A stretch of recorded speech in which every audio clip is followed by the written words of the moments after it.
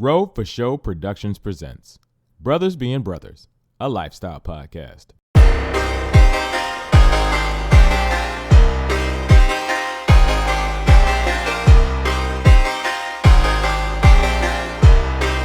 Welcome to the Brothers Being Brothers podcast. I'm your host, Rochelle Hamilton Jr. I got my guys, K-Rob and Mac Ronay with me. Fellas, why don't y'all go ahead and say what's up to the people? What's going on? It's your boy Mac Ronay here with the same mess, just a different day. Yo, what up? What up? This is K-Rob. It's coming to you, baby. Brothers Being Brothers podcast, episode 2. Let's go.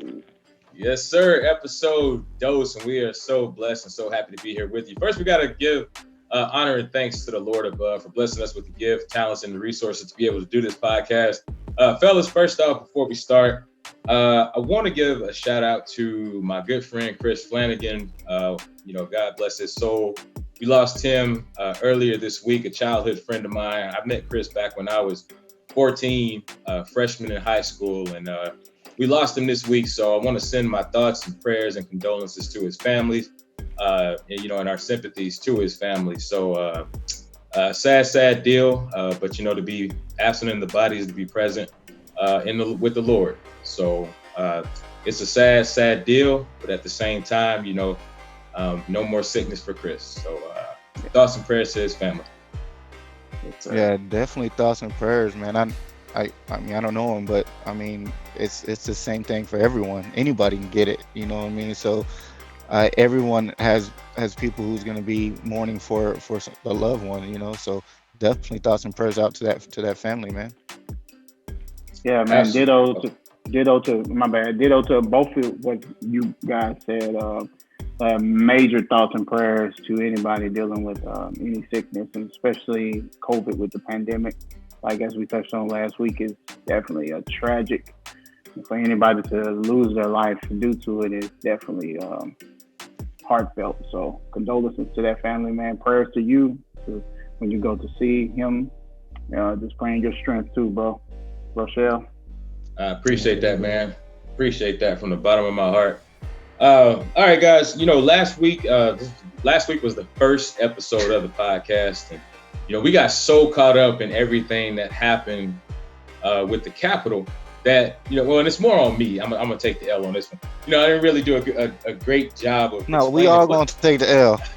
We all gonna take the L on that. Ride together, die together. Yeah. Yes, sir. Bad boys for life. Yes, sir. Brother, bad boys for life. So, one thing we wanted to do first off, starting the show, is really kind of go more in depth about what this show is about, what we want to accomplish with the show. And, one thing that we talk about a lot in our personal conversations between us three when we're getting stuff together for the show is we talk about accountability and responsibility. And King brought something to me yesterday, and it said accountability is important, but so too is responsibility. And, one of the things that we talk about a lot in life is, we all know that life throws out its lemons, life throws out its curveballs. But at the same time, as hard as life can get at times, we do have to have a certain level of accountability and a certain level of responsibility to push through in life, whether it's just for ourselves or people that's within our sphere of influence, whether it's family, kids, whatever. We all have a certain level of accountability and responsibility to do what we need to do. So one thing we wanted to kind of do was lay out the core values and what we want to accomplish with this podcast. So I've said a whole lot. I want to get King and Drew's input on this particular aspect, because I know they have some great input as far as the direction of the podcast. Well, you go ahead, King.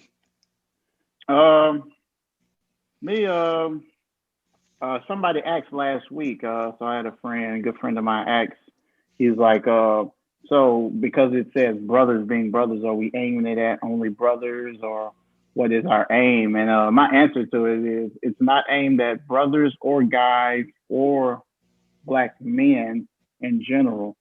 I think the thought brother is a Black man being a brother figure to anyone who's listening or anyone who cares to eventually ask us questions or get to know our perspective. It's basically us giving a perspective to help render maybe better thoughts, tough conversations, tough perspectives to just hopefully help somebody. I think for me, that's how I envision the podcast, but with also like some fun, laughter, Yeah. the back and forth between men that make things funny. It's kind of like a glorified barbershop talk. And for anybody who's been to a barbershop, it's like minus the uh, derogatory stuff and all of the positive things that we think of as a barbershop with some laughter, thought provoking, with idea provoking, with like strategy provoking concepts that we can all bring to the table to kind of help, just try to help somebody make life a little better, because nobody has all the information, all the game. But if we can share it to help, then like I feel like being helpers one to another is definitely one of the most best things we can do on life. I definitely think that's the way God envisioned it. And so, as a follower of God, Jesus, I would like to at least render some kind of help to people that's not, $15.99 a month, $100 a month, and I understand paying for certain things, but right. Sometimes it's cool to like just actually give out free game, because if I know it, I can still apply, because application is still going to be the driving force to information you get. So not to ramble on, but that's kind of where it is from my perspective. No, absolutely, absolutely. You took a lot of words out of my mouth, but Sorry, man. I'm no, sorry. no, No, you no, good, man. you good. That's what we're here But for. no, that's awesome. But the concept, of the show is just being a brother, and anybody can have a brother. Anybody, even if it's not a blood brother, brother in arms, a brother is a brother. Period. That's good. And that's what we want to focus on, trying to be the bigger brother. Because if you think about it, a bigger brother is going to go through situations before the little brother. So if I can give you the positive out of my situation without you getting a negative, then that's a win for me. That's I want to good. give you the positive. Everything we talk about on the show, I think and I feel is that we've all been through it. Everything we talk about, one of us has been through it, if not Right. all of us. You know what I Yeah. mean? Right. So Yeah. to be able to give the wisdom of or even just the wisdom to be successful and be positive in that situation that someone who's going through right now, you know, I think is a uplift, and I think it's just super cool to be super positive and bring that positivity and just giving lessons to um so people don't have to stumble and fall. Right. You know what I mean? Right. Yeah, and at the end of the day, because I mean, mistakes and learning curves, experiences, that's all part of life. And Oh yeah. Yep. piggyback on what Drew said, I mean, that's basically what we're doing is we're telling y'all about our experiences and things that we went through. And like you said, if it's something that we've talked about on this show, guarantee at least one of us has been through it. And I guess the main thing we want to achieve with this show is we want to be a positive influence. We want to be a positive light Yeah. in Yeah. a dark, dark world. And as we've seen, especially over the last 4 years, this world can be a dark place at times. And one of the things we would like to achieve with that is just being a refuge. And even if you just come by to just hear us be, a clown for a little bit, or even if you just come by just to hear us, talk about some experiences, because I can guarantee from my end there's going to be some episodes where I talk about some embarrassing things, Oh yeah. but from my embarrassment, somebody out there can learn a valuable lesson, especially when it comes to the dating department, this brother. But anyway, Stop it, man. Stop it. but one thing with a show like this, and one thing we do gotta, I guess, kind of talk about is, eventually we want to be able to get our audience members like questions, comments, feedback, input. Engaged. Yeah. Yes, we want to get that engagement going. So now Mhm. we do have an Instagram page. You can find us on Instagram at Brothers Being Brothers Podcast, and it's spelled exactly like the logo is BROTHAS Brothers Being BEING Brothers BROTHERS Podcast at Brothers Being Brothers Podcast on Instagram. You follow us. Hit us up in the DMs because it goes down in the DMs. If you have any questions, Lord. comments, well, I better be careful when I say that. Please, Yeah, yeah, if you have clean any that up a questions or little bit. Just comments, No, no, clean it's that tweet one up it's a little bit. it's it. good banter. It's good Yes, good banter. banter. Good banter. Don't send no crazy pics. You know what I'm saying? We ain't trying to get in no trouble. Questions, comments, feedback, input, and if those questions and comments is good, we would love to answer them on this podcast. So Yeah, definitely. one thing that we really kind of want, I guess, transitioning into our second bit, fellas, is when we talk about accountability and responsibility, and the things that we deal with in life. Mental health has been something that has been brought up, that's been magnified really since COVID really took the world by storm. And well, as far as America goes, March of last year, but as far as the world goes, right about December, January of 2020 is when COVID really kind of started to hit. So mental health, 2019, yeah, November yeah, of 2019, yeah. kind of. That's really when it Yeah. I guess started to mushroom and explode. So with COVID, mental health has been one of the things that has been magnified. So we kind of wanted to talk about the mental health effects of COVID. And Drew, I know you had a really interesting perspective on it because you've got kids. You've been having to teach them, through virtual learning or at home learning.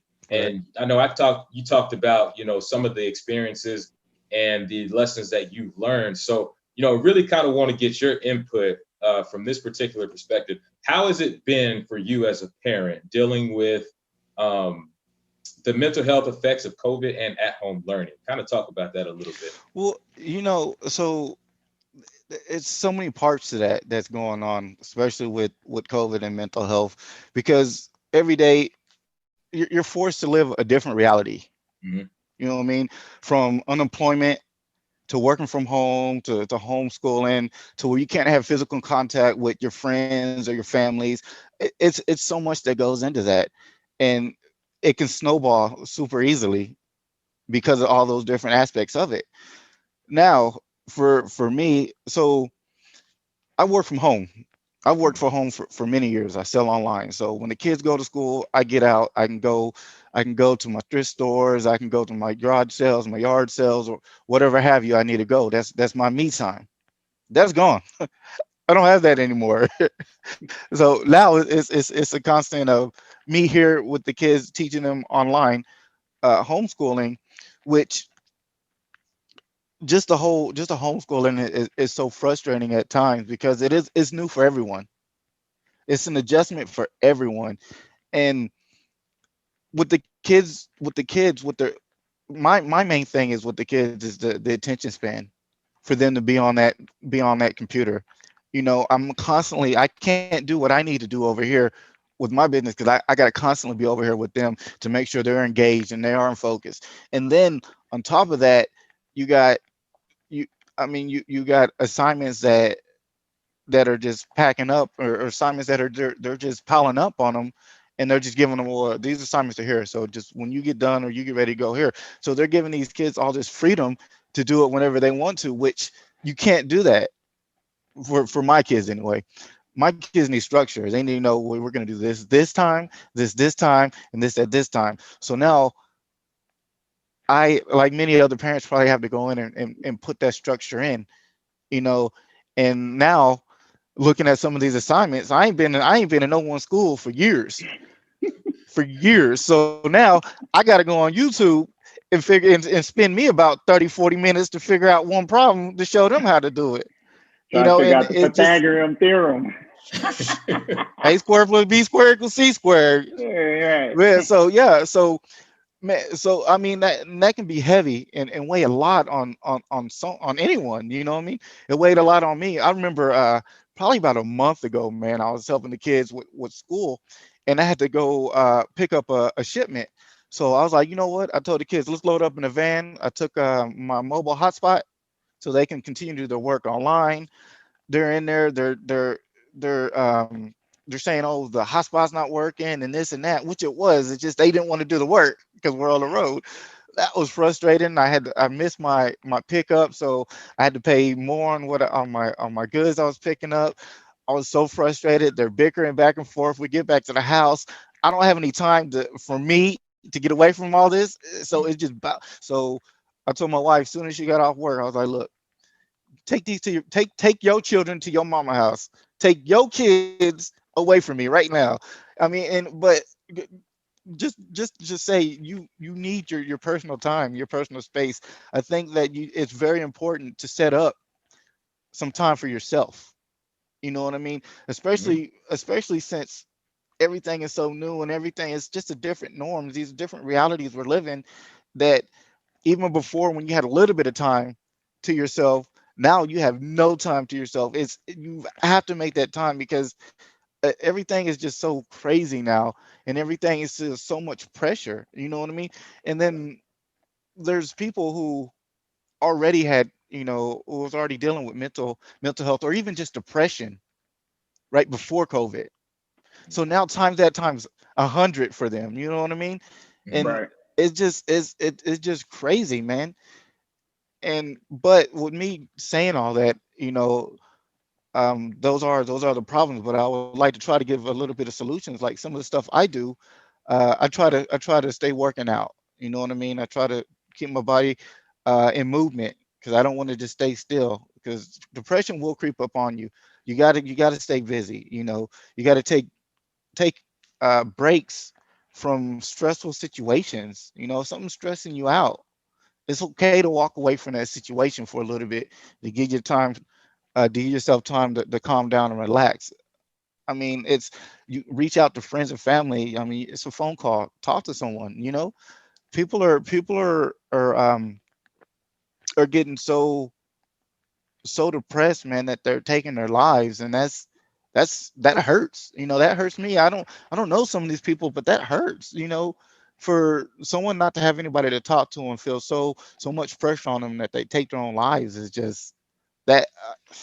I'm just dumbfounded by that, and I feel like I'm talking too much. So one of y'all jump in, please. No, you good. No, You it good. was good information. Me, study guy. So I found some on Google. It says mental illness occurs from the interaction of multiple genes or and other factors such as stress, abuse, or a traumatic event, which can trigger or influence an illness in a person who has an inherited susceptibility to it. And basically, what I feel like that is saying that, like you said, Drew, when things happen a certain way that is sometimes out of our control, Out of the norm, yeah. yeah, out of our norm or out of our control, we tend to we can easily it can not, because I don't want to say we as if that's something we're just trying to do, but I think like sometimes the situation can definitely have a little more power than we want to even say it has. You know what I'm saying? Keep going, So King. I'm I not gotta I gotta handle this deal right quick. Keep going. You good. You good. okay. So for me, it's like just trying to figure out the best way to get a clear understanding about like how to deal with these things so that the certain issues or certain stress don't get the best of you to make you turn into these mental illness situations that we kind of like see all the time. And man, my heart goes out to anybody who deals with it, Right. um, especially on a spectrum where it becomes like nationally known or it becomes something a part of the news, man. Like I'm like, man, because for me, I'm a pretty private person. So sometimes if I'm dealing with things, like I'm cool with like dealing with it in a private manner, not necessarily by myself, but in a little more of a private manner. So sometimes Right. for celebrities or people who deal with it, and you think to yourself, man, like the world gotta know. And then some people don't know how to have empathy for a person. I'm not saying sympathy, but more like empathy, like Right. to actually kind of care about them, maybe to send prayers up to them or to do things that can help them maybe like, work their way out of this situation and get back to the normalcy that they're, like seeking or looking for that they're used to. And so, man, I'm with you, man. I try to keep a good foundation of people that I talk to, man. I have a small crew of friends, man. Like you said, more like brothers.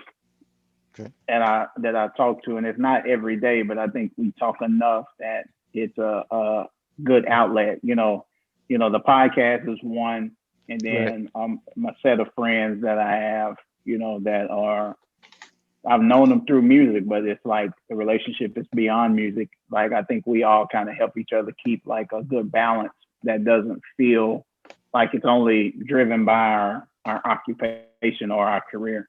So man, I'm grateful for that, and I can only imagine what it is to like deal with some of them things. But actually, COVID affects. I think it's affected us all because I'm a person who's like toured for 10 plus years, man, and it's like now like I sit at home and I just have daydreams about being on a stage, man, and like having like that experience, man, like kind of pulled up from under me, man. It kind of makes me feel like and so it can send you into a place, man. But if I try to be positive or try to work on new crafts or kind of try to make sure I'm not just busy myself, but like make myself be aware that it can come back, or if it's not the end of the world, and there's still other things that can be just as invigorating or fun, or that can bring those same kind of, what's the word I'm looking for, like not necessarily pleasantries, but that can bring about the same emotions, that I enjoy from doing that, Right. So Right. So yeah, so definitely so let's kind of just run down some of the things that will help cope with it, instead of like, I like talking about it, I do, but I also like try to give some sort of solution that some people can okay. do, you know. So like you said, staying busy, getting hobbies.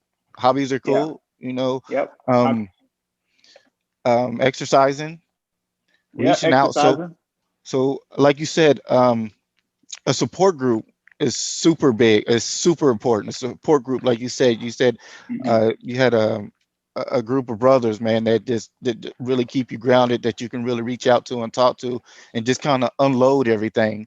So that's definitely, I think, one of the most important factors, having a good support group behind you. Yeah, and to piggyback on that support group, I know some people have like support groups available like through their churches or through certain programs and stuff like that. And if you have like a local church that you go to, like try to reach out and figure out if there's like a support group that can help you, be accountable, and that can help you be accountable and help you, walk through these life situations without feeling like you're by yourself. Because even if you got a spouse, sometimes I think a man and woman can both say that maybe she don't understand or maybe he don't understand. So I definitely can understand where that comes from. So yes, small groups, they call them small groups. That's a term that's used pretty often. Okay. So I think that's another way, to try to do it through your church, like you said, working out. Man, I can say this, man, like a thing that's pretty therapeutic for me is I like to get in the car and drive. Drive around. Yeah. Like, yeah. So especially after I have worked, and since I do music for a living and I've been and played music, if it's been a long day, it's like a work situation where it's been a long day. Let's say I've done like 8-10 hour day doing music and I'm driving home, man, I will pull these AirPods out and I will literally just drive, and only thing I'm going to hear is the road. Yeah. And man, it's such tranquility and peaceful for me. And it allows me to like actually literally just kind of filter through my thoughts. And it's just me. It's like me and God. Yeah. And it's a good time for me to like filter through things. And so that's kind of like decompress, Good. There you go. So that's like you pausing, taking a breath, and self-talking a little bit, So okay, so that's one of the things too that I wanted to bring up. Self-talking and pausing and taking a breath. And that's the same thing. You get in the car, and that's basically what you're doing. And one more thing, that y'all are gonna think I'm crazy, but one more thing that I found that is super good for depression, man, is get you a coloring book. Coloring. I ain't never seen nobody mad coloring ever. I'm not talking about no That's Bert not a and bad Ernie idea. Sesame Street. You know what I'm No, saying? no, no. I'm talking about like a intricate coloring book, man. And Yeah. I promise you, I challenged any one of y'all to name one person mad coloring ever. Yeah, I I I can't say can't it think because of the none. only thing I can think about is reading Rainbow, and I never remember them being negative. Ain't That, nobody, bro. but the thing is, I mean, you say that may sound a little bit crazy, but actually it doesn't, because to really be honest, man, we all have to have that something that gives us that release. Or it gives us that outlet, I guess is a better way to put it. Like, I know for me, like my deal growing up was trains. Like, I love it. Like, to this day, I love trains. Like, I don't know what it is about trains. Like, I love them. Like, when I was a kid, all I wanted to do was be a locomotive engineer. Like, that's literally all I wanted to do. I remember even in high school, um, I didn't like talk to a lot of girls in high school. Well, one, because I knew that if I went too far with a girl and I got her pregnant, my parents was gonna kill me. But then two, Then you're it gonna need was to take a like, train. right, yeah, you know what I'm saying? And then on top of that, it's like, wait a minute, if I get this girl pregnant, then that's gonna make it hard for me to go to college. And if I can't go to college, or if I struggle through college, then that's gonna make it hard for me to get my degree, and then I won't be able to drive train. And that was just not worth it to me. So, Wow. even, and that was like my motivation all through school. And I got my degree in communications, because when I started college, I went in as an engineering technology major, because I was like, man, I got to get this engineering degree so I can be this locomotive engineer. I got in them classes, man, and classes was kicking my behind. I ain't gonna lie, that calculus and all that different kind of math. And I went and talked to a guy that worked for the railroad. He was like, dude, you ain't gotta have no engineering degree. Just get a college degree. Bet. I changed my major. I Oh dropped wow. that major. The next day I went undecided. The next semester I got into communication. But anyway, I say all that to say this. Like, even before the pandemic hit, like, one thing that I would always do after I had a hard day's work, kind of like King was saying, was just drive around and not listen to any music. But for me, driving around was going to the train yards and literally watching the trains. Like, when I lived in Amarillo, uh, I knew where all the tracks were. So I would go to the outskirts of town, because I used to love to watch the trains get up to, like, what they call track speed. So Amarillo's flat and open on the outskirts. So once they got to the flat open planes, they'd hit 60, 70 miles an hour. And I used to love to go out there and watch that. Like, I was out there so much, the guys even knew my truck, and they would just always blow the horn whenever they Oh saw me. wow. So, Oh I wow. mean, while coloring may sound crazy, I completely understand, because there are people today that cannot understand why I love trains so much, but I do. So I completely understand where you're coming from with that unconventional but very effective outlet in times like these. And really, with a time like 2020 or going into 2021, I would say, no matter how unconventional that outlet is, as long as it's not illegal, Yeah. go for it. Because, we will probably never see times like this in our lifetime. At least I pray we don't. I hope not. So, do whatever especially, and see, especially Drew, you got young kids.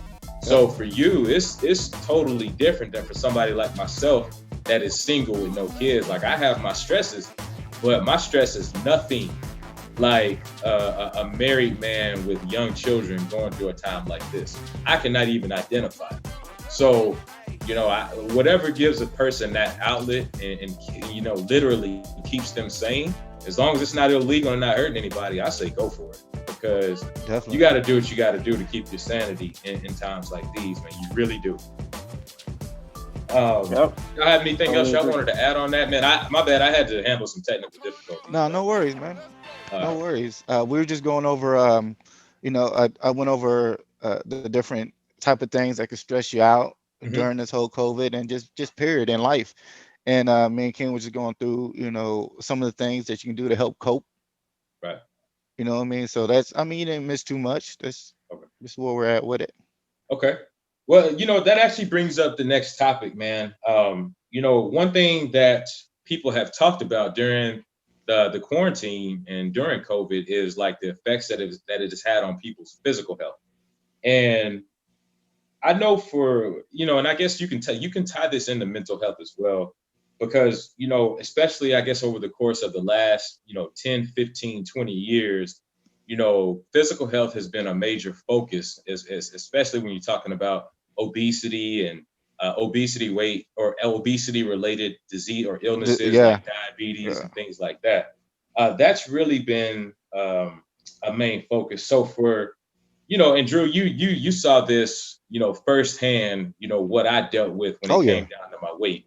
Oh yeah. Well, I remember when I first met you, I don't know how much I weighed because I do not like to get on the scale, but I don't know how much I weighed when I met you, but I was big when I met you. And like, I look at some of my pictures even now, and it's just like, wow.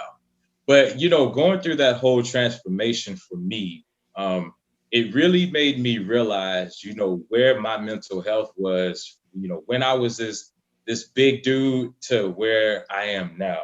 And, for me, I had to take accountability. I had to take responsibility because, for years, I struggled, being big. I struggled with, the physical aspect of it, but I also struggled with the mental aspect of it. And I know a lot of that for me myself came from, being in denial. And I was in denial about how bad a condition that I was. I was in denial about how bad things could get, physically. I was in denial about, how me being this big, I guess you could go ahead and say obese, how being this obese guy was, affecting the different aspects of my life. So um I, I guess I can't really point to one specific incident that really like where the light just clicked on. Well, yeah, I can, because I guess for me, and people ask me a lot of the times, what's the key to not only getting the weight off but keeping it off? And for me, I tell people all the time, you have to find a reason why. Like you have Right. to find, Right. why do you want to do this? Because if you're Absolutely. trying to lose weight for the wrong reasons, then you're not going to keep it off. And in the past, I would lose weight, trying to, man, if I lose weight, then my dating life will improve, or if I lose weight, this will get better over here, this and that and the other. But the dangerous part with that is if you're losing weight for, women or the opposite sex or whatever, then what's gonna happen when things don't go right with that opposite sex? Or even if you do get the person that you want, what's gonna happen when y'all hit a rough patch? First thing you're gonna do is gonna turn to food. Right. And I didn't even Relax. realize, yeah, exactly. And I didn't realize for me personally that food was like a comfort source for me. And I was like, there were times I would literally eat my emotions away. And so I had to take accountability and I had to say, like, okay, bro, you have to get a handle on this. And I remember I sat down one day and I told God everything I wanted out of life. I wanted, how I wanted to get married, how I wanted kids, how I wanted this job, and I wanted to do this and that and the other. I literally just poured my heart out. And I remember God brought this conversation from my old college professor, Dr. Brown, and God bless her soul. I remember it was 2005, and she got up in front of our class and she asked everybody what it is that they wanted out of life. And the majority of them, they wanted to get married, they wanted to have kids, they wanted to have this good job.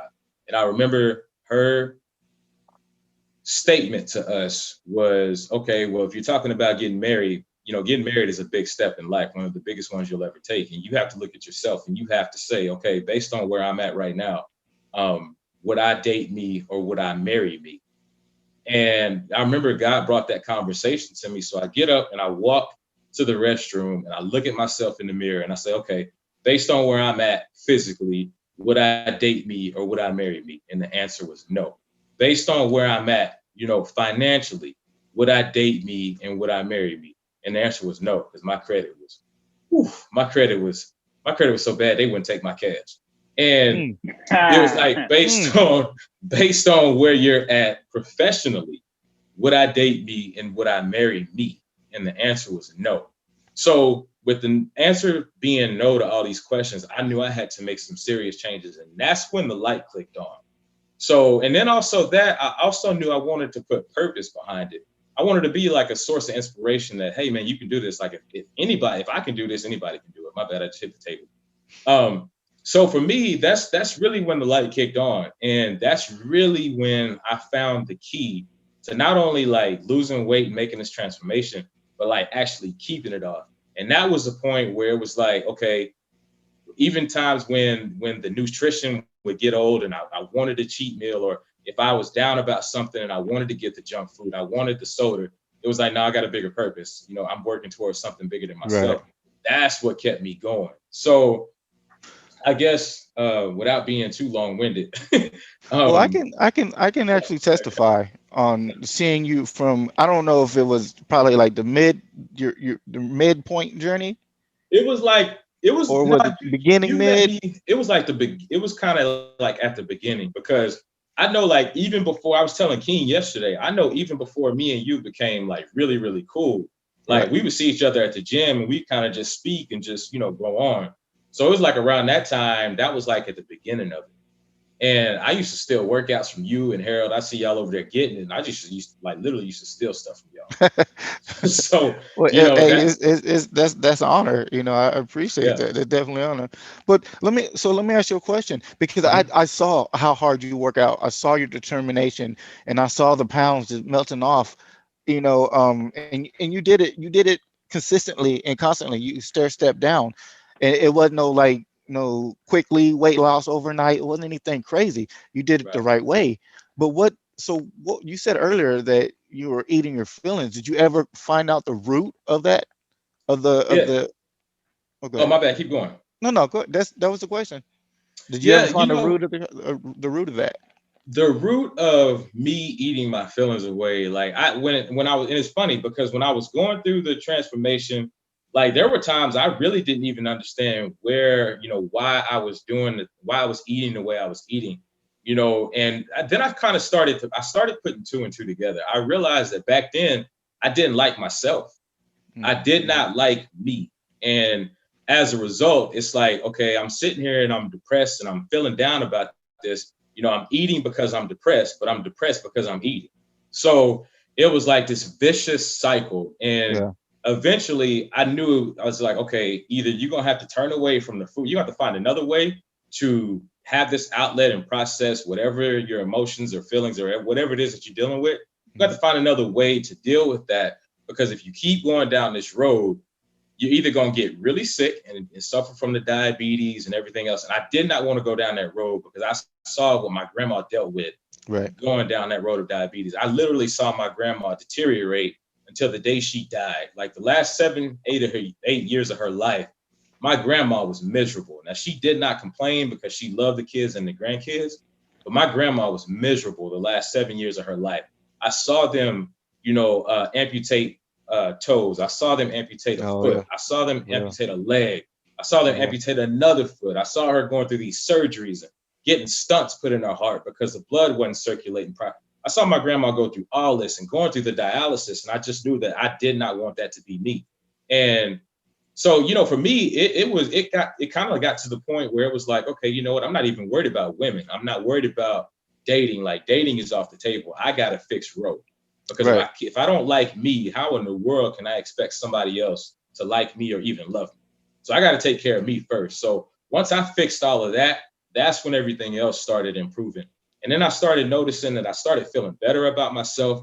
I started like really liking myself. I started wanting to really take care of myself. There you I go. also started, I started noticing my memory was improving. I didn't realize how bad my memory was back then. Like I remember there were times where if I didn't work out for like a week, I felt that brain fog come through. And I mean, it was just all kind of It, things it that definitely just happened. definitely gives you some clarity. It definitely gives you some It clarity. does. I want to ask both of you guys a question. I want to ask you Hmm. and King a question. And my brain is, forgive me, You good, man. forgive me. But You good. I 100% someone who feels like, okay, I'm big, but I love myself. Mhm. I'm big, but I love myself. You can't tell me anything. I'm happy. No body shaming. In which that's good and that's amazing that you Right. that you feel that way. However, are you healthy? Mm. Yeah. When can you ask that question? am I? I mean, what am I doing now? Am I not being? Um, sensitive to them feeling good about themselves? Or I mean, what? Where are we at? You know what I'm saying? Because you can't be healthy and still be, what are some of the hypertension, pre-diabetic, high blood pressure, all that stuff, and that comes with carrying extra weight. You know what I mean? Right. And so Right. for me, I'm all about, self-empowerment, great body image, but are you healthy? And that was my question. But when can you ask that, or can you ask that anymore? Well, as somebody who was on both ends of the spectrum, I mean, I think it's appropriate to, ask that. Now, whether or not somebody's comfortable with asking themselves that is, something that's totally different. But, at the end of the day, it's one of those things where, and I agree with you. I'm all about somebody feeling confident, and, no matter the skin you're in or however you want to put it. Like, if you're a big person, you're confident and you're happy with the way you feel, hey, do you. I just know for me, I wasn't happy with how I looked. I wasn't happy with how I felt.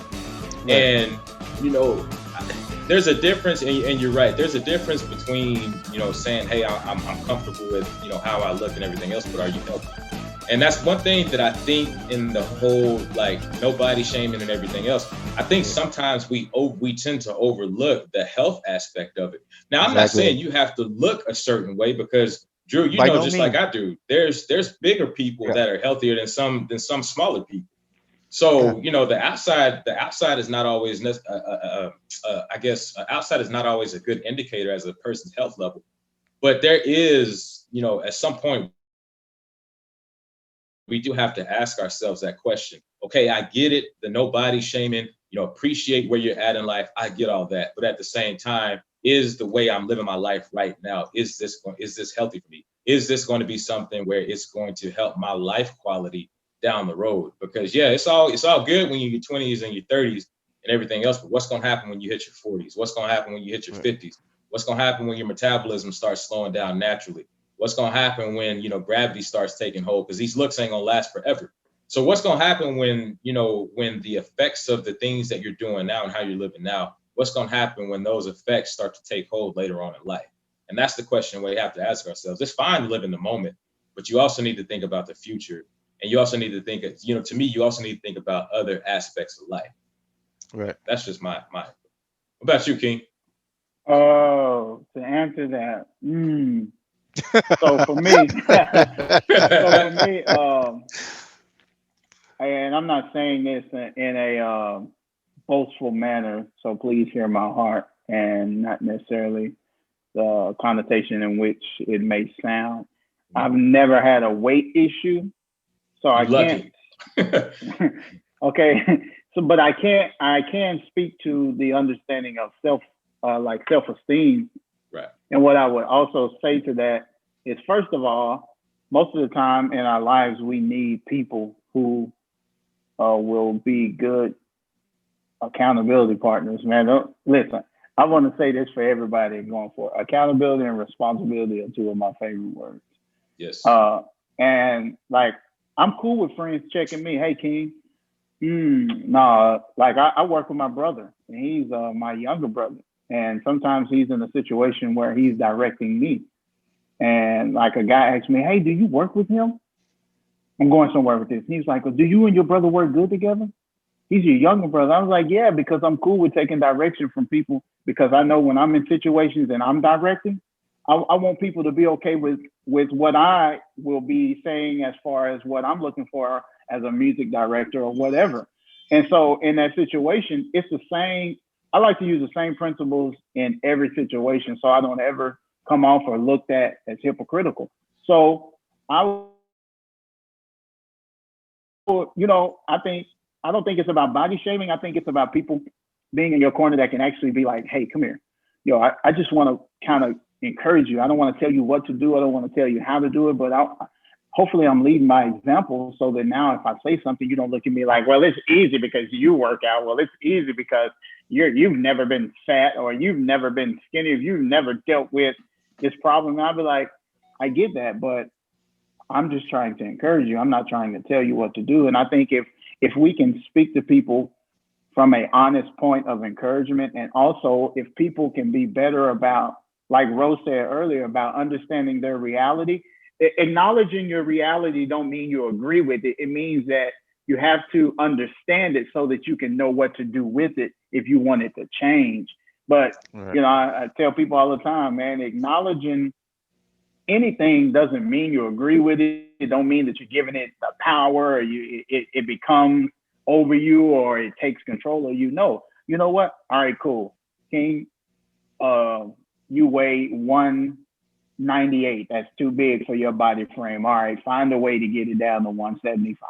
All right, cool. I acknowledged it. That don't mean that I, you know what I'm saying, have a problem with 198, but it may not be the healthiest for a dude, you know, of my size. So, all right, cool. Let me figure out how I can work through that. Let me ask some people, or if somebody be like, hey, man, you know, if a close friend be like, man, I'm not used to you being this big. I mean, you know, how do you feel about it? Like, if he asked me like that, then I don't think it would make me feel bad, because then I would be like, it would actually make me think. So for me, I think to answer your question, Drew, I just think if we are good about the level of accountability and responsibility, and understanding that acknowledging your situation from a standpoint of somebody's encouragement to like help you get to a better place, then you can actually, you know, kind of grow from that and like try to be better as a person so that you can live longer. And I'm not saying that we got to eat, you know, drink green drinks every single day. Cause I mean, I'm cool with eating $100 steak a couple times a year. You know what I'm saying? I'm not saying I got to eat it all the time, but I'm not going to eat $18 steak. But I definitely like to do it. At least I'm going to eat some good, you know, beef or something like that. But, and, you know, I think we're all pretty, you know, a little low key health nuts. So I don't do the red meat like all the time. You know, I don't just randomly go to Chipotle and get a steak bowl.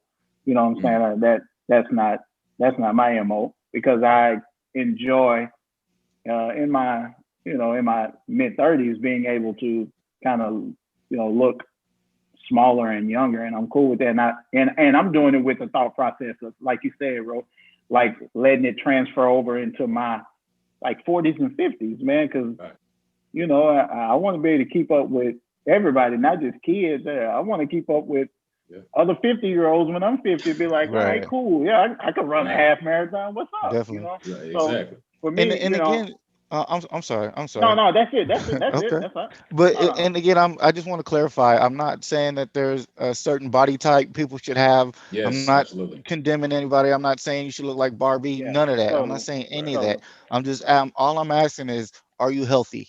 Period. Yeah. You know what I mean? So I'm with you. Exactly, I'm with you 100%. And that's the thing, To is each it's his not. own. Yeah, exactly. It's not about looking a certain way. Like for me, I know when I started, I just wanted to look good, but it wasn't necessarily about being quote unquote skinny, because by my body frame, I'm never going to be quote unquote skinny. I don't want to be skinny. yeah, neither will I. But I You know what I'm think it's saying? I about just being toned. It's about being right, toned, right, not right. necessarily skinny. I think the word that you, and I think that's what I was meaning when I said like being, if I was 198 and my toneness says be 175, then let's just be honest and say, no, I'm not saying 198 is bad, because I'm not calling anybody else. And then there's a picture on Instagram, or I found it on Google one time, where they showed a woman that weighed the same weight, but because of their height and statues and body type, it made them all look like different. I think it was like 142, and because of their heights and all of that, they all look different. And I even showed my wife that one day, and she was like, oh, wow, I didn't think of it like that. And I'm like, yeah. So sometimes it's good, like you said, to not try to shame anybody's size frame or anything like that, because we're definitely all built different. We all have different like muscle masses on how we carry muscle and how we mass up when we have, you know, lesser body fat. So at the end of the day, I think it is about 100% being healthy, because it's like a dude that's 6'7", LeBron would never look good being my weight. Right, he exactly. would never look good. He would look. You think he's dying? You'd be like, LeBron, yeah, he would dying? look sick. Yeah. Yeah, that's what I'm saying. So I think, like you said, Drew, I like to not let anybody feel like we're crapping on them. It's Right, exactly. about No, it's about the we're health. not doing that. Yeah.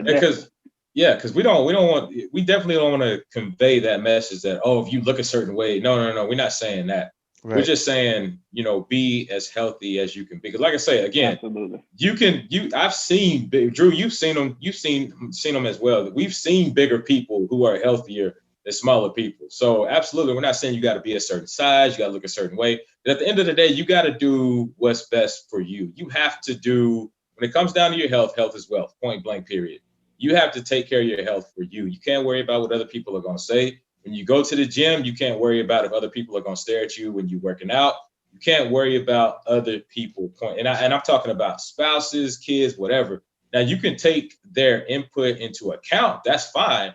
Right. But at the end of the day, you have to do what is best for you. Now, when it came down to other people holding me accountable, like ultimately it was up to me. But it was easier for me to be honest with myself because, man, I'll be honest with you, man. My mom is like brutally honest. And there were times where my mom straight up told me, like, look, son, I'm concerned about where you're headed because, look, I don't want to hurt your feelings, but health-wise, you're not healthy. And I remember one time my eating habits were so bad. I had like these dark patches on both of my cheeks. And because I was eating such a high concentration of fat and saturated fat and preservatives and processed food and everything else, like you could just look at my face and tell I was not a healthy person. And well, in addition to the body. But anyway, my mom is like brutally honest. My mom has always been honest with me, like even from a child, like no matter what aspect of life. When it came down to have to talk about the birds and the bees and sex and everything else, my mom and my dad were just like, look, this is what happens during sex, X, Y, and Z. This is what can happen as far as STDs and pregnancies. They didn't hold back. So, for me, my whole family is like that. So for me, it was easier for me to be brutally honest with myself and accept that reality. Now, I'll be honest with you. There were people that had their comments. There were people that asked their questions, and I could tell they were trying to be funny and sarcastic. And, at the end of the day, you got to just kind of, you have to learn how to just say, you know what, blank that. I'm not going to pay attention to that. Now, that part I did have to work on because when I was younger, like people did used to make fun of my weight all the time, but I started getting to the point where whenever I would make friends with somebody, I would automatically start looking for flaws within this person. So if and when this person turned their back on me and started making their little comments, I'm gonna hit you where it hurts, and I'm gonna try to hurt your feelings. Like, so you automatically playing the Jonesing game, huh? Yeah. So because I didn't trust people. I did not trust people. So this person may have had the best of intentions, and it's cool. Like at the end of the day, hey, cool. But I'm not gonna let this person get too close. When it came down to dating, and I didn't really talk to a whole lot of women because it was like, oh, she's not gonna talk to me, or if she does talk to me, she's just gonna find a guy that looks better than me. But that's more your self-esteem.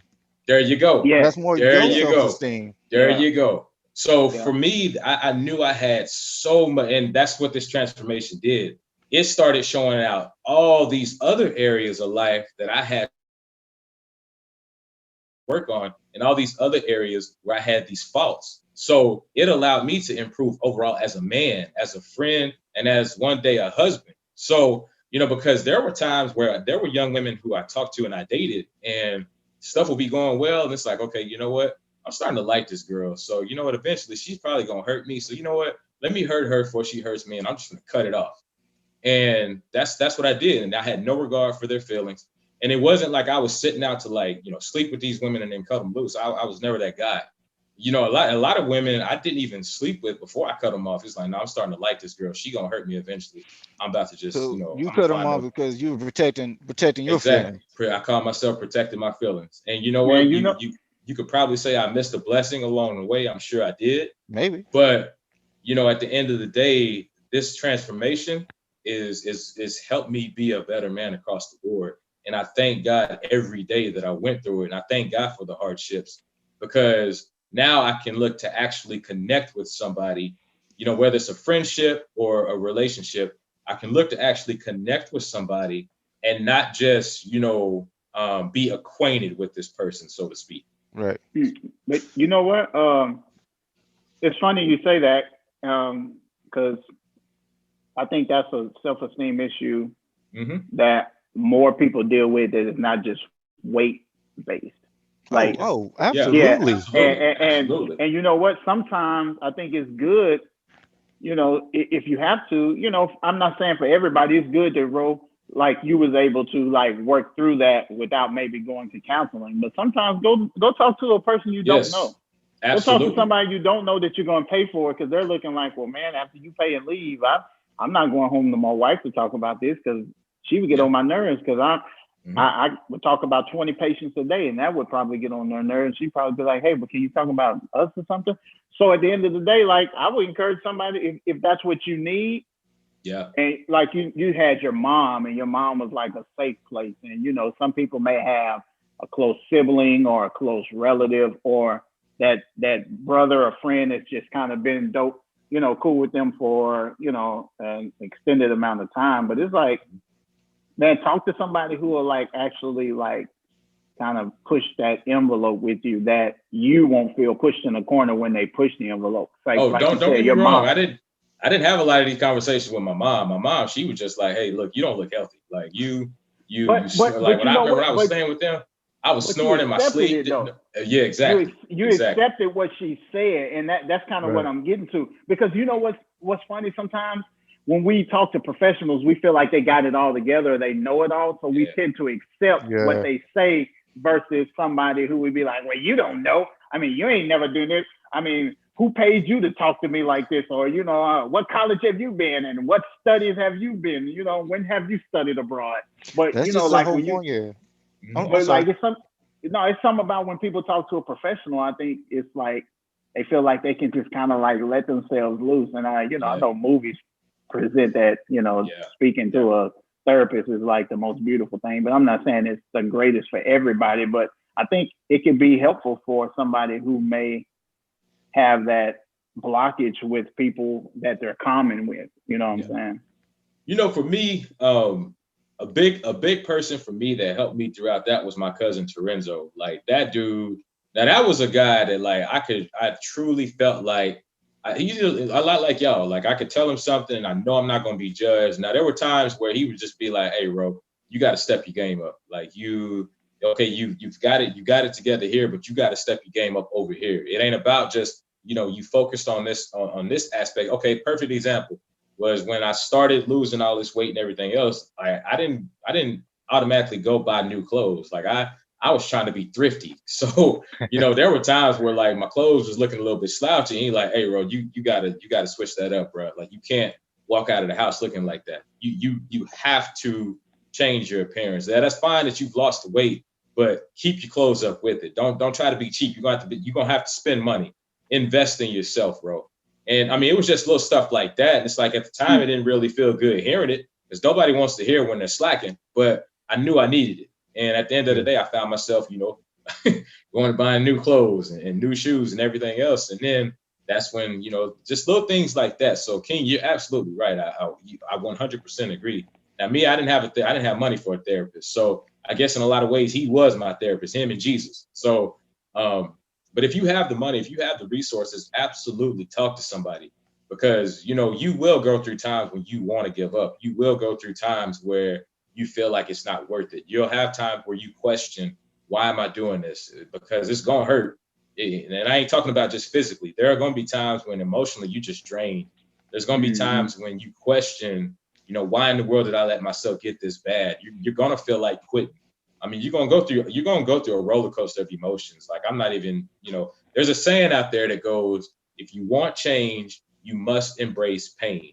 You have to deal with pain when it comes to any kind of change in life because you're either gonna deal with the pain of discipline or you're gonna live with the pain of regret down the road because you didn't do what you could have done, 20, 30 years ago. So you got to pick which pain you want to deal with.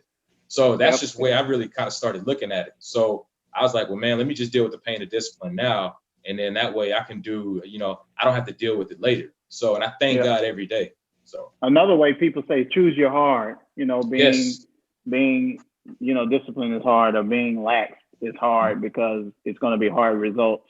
Being lax, but the hard work on discipline brings about the certain results. So choose your hard. Everything in life is hard, but yes, there's a reward to hard work, or there's a reward to hardly doing anything.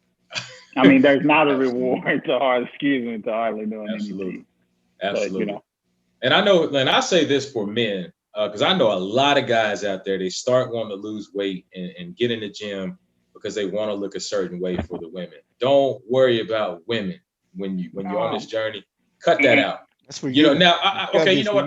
For yourself. Yeah, exactly. You got to do it for you. Now, if you want to have women be a source, not the main squeeze source. them in anyway, huh? But yeah, if you want to have them be a source of motivation, then go for it. But don't let them be the main source. You let yourself be the main source. And well, for me, and even if you're not like a spiritual or religious person, I looked at it as, you know what, God gives me one body and one life. It's up to me to maximize it. So I looked at it from that standpoint. Then I looked at it from myself, like, what kind of life do I want? Okay, cool. This is what I got to do. How do I want my clothes to fit? Okay, I want them to fit like this. How do I want to, I want to feel better about myself, not only from a physical standpoint, but from a sense of accomplishment. Okay, I did that. Cool. Now, for me, dating was like the last thing on the list. And, let's just be honest. I mean, as a man, I'm not going to go chase after a woman that I'm not physically attracted to. Let's just, because society, we like to put this deal out because it sounds good. What's on the inside that's important. Yes, what's on the inside is the most important. But also, it's the outer attraction. There has to be physical attraction. Got to be some attraction. Absolutely, yes. Because I agree with you 100%. Exactly, because nobody's going to chase after somebody they're not physically attracted to. Let's just be honest. I mean, we're guys. Let's just be honest. And women are not going to give a guy a chance that they're not physically attracted to. Let's just be honest on that. It's the physical attraction that's going to draw you to this person, but it's who this person is on the inside is what's going to keep them around. That's the thing we have to look at. Yes, what's on the inside is the most important, but man, don't get it twisted. Looks matter, and how you present yourself matters. Men and presentation is everything, man. Listen, absolutely. Got to get to that barbershop. Man. Yeah. I got to stay on point. So man. Besides everything else, and I mean, you can look good with a $2 shirt. It's not the shirt, it's you. I make the shirt look good. There you go. $2, baby. Hey, $2. Hey, $2 to 200 to 2,000. You look pretty nice at it, man. Those weightlifting arms look good. Oh, here you go, man. Okay. Hey, man, Drew. I'm telling you, I'm trying to get like Drew, dog. You see them shoulders? You see them shoulders? Stop it, man. Y'all embarrassing me, man. Y'all. But all right, let's move on to our last topic, and we'll keep this one kind of short. I know King brought something up, and I kind of wanted to. I want to talk about it. Kyrie Irving has did something that you don't see most professional athletes do. He's basically like taking, I guess you could call it like a leave of absence from the Nets, and he's not playing this week. Can I know you have a little bit more background on this than I do, so kind of explain, what's going on. I'll be quick. So I heard or I seen, because in the sports, that he's possibly taking this leave of absence because of social reform, and I think that's admirable. But I think it's a lot of ways you can go about it. They said he's already done social reform. He's like giving $1.5 million to like the WNBA players because of the season or because of something that was going on. I'm not sure in totality. I know he gave $1.5 million. He's given like a lot of money to the state of New York for the COVID and workers being out and different stuff.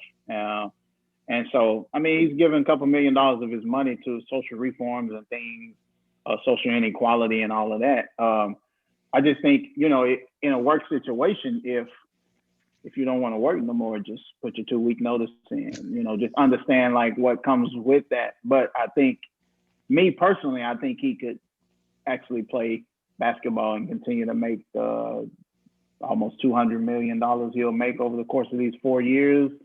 And he can even do more. I'm not saying the $2 million he's already given now can't do great, but if he makes $200 million, pay his taxes, put a little in his pocket, he still could probably give like another 10 or 15 million and still be cool. So if he's doing it for social reform and stuff like that, then that is a mega kudos. But, if he's just at the crib chilling and not being accountable, that's my word again, and responsible enough to say, hey, I want to take a back seat and like not play this year to focus on this, then like let that be. And just understand. I think he's trying to have his cake and ice cream too, or maybe he's trying to figure out how to work through it. But that's a conversation you need to have. And that's all I say to that. I mean, we're adults. We know how that situation goes. So what is it? So is it just the fact that we don't know if he's doing it for social reasons or if he just chilling at the house? So is that the big deal? Yeah, all we know is it's a leave of absence, and then he was caught on Instagram at his sister's party without a mask. I think more than 15 people, and that's against the rules. That's against your work rules. So it's starting to look, a little less maybe like it's like certain reasons or whatever. There's no reason that I've seen in any headlines for the leave of absence. And so. Well, and it kind of goes back to that accountability and responsibility thing. Like, it's one thing if you're doing it for social reform, and I get it. I mean, but at the end of the day, even if you're doing it for social reform, as a professional athlete, professional athletes, they play when they don't feel like playing. They get treatment when they don't feel like getting treatment. They lift when they don't feel like lifting. They watch film when they don't feel like watching film. Anytime you're a professional at anything, you don't have to be a professional athlete. If you're a professional, trash man, I mean, all of us, if we're professionals at something, you have to handle your responsibility when you don't feel like handling it. It's just with a professional athlete, they're just in front of the cameras and the mics 24/7. So, but with Kyrie doing this, and now he's been caught at this party, it really kind of starts to beg the question, like, okay, well, dude, do you really even want to play basketball?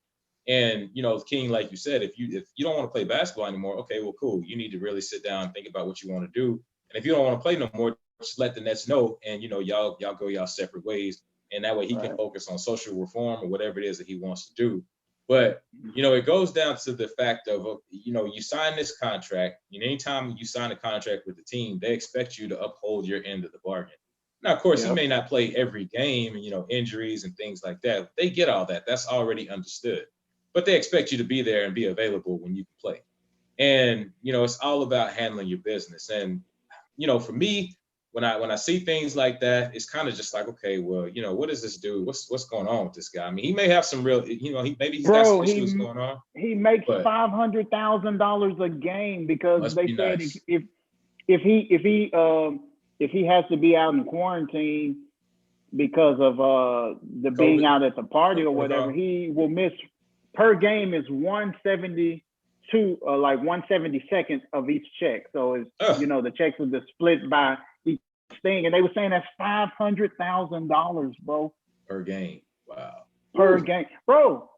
Listen, if I could make that, I'd play one game and chill. But no, let me quit lying. I'd play them all. Right. But you know what I'm saying? So it's like, dude, if the money is not a problem, then don't go make it. But at least create some accountability and figure out what you want to do. Now, one thing I will say, if it's social reform he wants to accomplish, this goes back to, even when LeBron and them, thought about leaving the bubble last year, and they talked to President Obama, and he let them know, hey, man, you can bring more awareness if you go ahead and play the game, because now you have a voice, you have a bigger voice, it can be magnified, and you can push awareness towards all these social issues or things that are going on in the world. So for me, if it's social reform that he really wants to focus on, to me, it seems like the best thing for him to do would be to play. But also, I understand, withdrawing your services and letting people know that, hey, at the end of the day, it's us who drives the revenue. So look, I get both points. Yeah. It's just for him in his particular situation, I think, it's just one of those things where he's got to figure out which way he wants to go. And I think and it looks like he's struggling with that now. This is just outside looking in. Yeah. But it just looks like he's got some stuff he's got to work out. Yeah. I'll say this last thing and we can go home, man. Well, I'm already at home, but we can end it and we can catch up next week. It said the dude Warnock, who won Georgia, said that when people started wearing his shirt and started saying Black Lives Matter and a few other things, when the WNBA players did it, in a matter of a day, he had earned like an extra $5,000 or $10,000. He had got like 3,500 followers in like one day from one game or a few games of people seeing them talking about voting Georgia a certain way. And so it's like, that ought to show you that, you know, whether you feel like it or not, man, it's a voice, and everything can't be done overnight. So it's like you can keep playing and keep using your money, because the more you play and the more money you may can do even greater change. Because like you said, LeBron is gonna keep making money, but now he's talking about getting a group of owners to get Kelly Leffner, however you said, trying to get her out as a co-owner. But LeBron can't do that if he quit playing and don't have enough dollars to like actually make that happen, man. Because you know, money talks and everything else walks in those kind of segments. So that's all I have. All right, Drew. What about you, Drew? You got any lasting take home points? No, I guess just to recap, man, as far as depression, the things to do, you can color. You can yeah. But to and I do, and again, going back to the "Are you healthy?" comment, by no shape, form, or fashion am I saying, you know, you got to look a certain way. My question is asking yourself, are you healthy? Period. Are you healthy? Absolutely. Are you healthy? And in every aspect, physically, mentally, are you healthy? You know. So you gotta hold yourself. You gotta hold yourself. What, King? Accountable. Accountable. There you go. Accountable. Accountable. Hold yourself accountable and be responsible. Yes, and remember, we ain't doing it. We ain't saying you got to look a certain way. Be healthy in all aspects. Seriously. Be accountable, be responsible, and be healthy. Well, that's all I got to say. This has been episode 2 of the Brothas Being Brothers podcast. We thank y'all from the bottom of our hearts for joining us on this ride. We thank you for pulling up, kicking it with us. Follow us on Instagram at Brothas Being Brothers podcast. Remember, if you have any questions, comments, drop them in the DMs. Rated PG, preferably. And so. Thank you to the Lord above for giving us the gifts, talents, and the resources to do this. Thank y'all for tuning in and kicking it with us. And we'll be back. Come back next week. We'll be right here, fellas. Yes, sir. Peace. See you. Remember, do your best and let God handle the rest. Be blessed.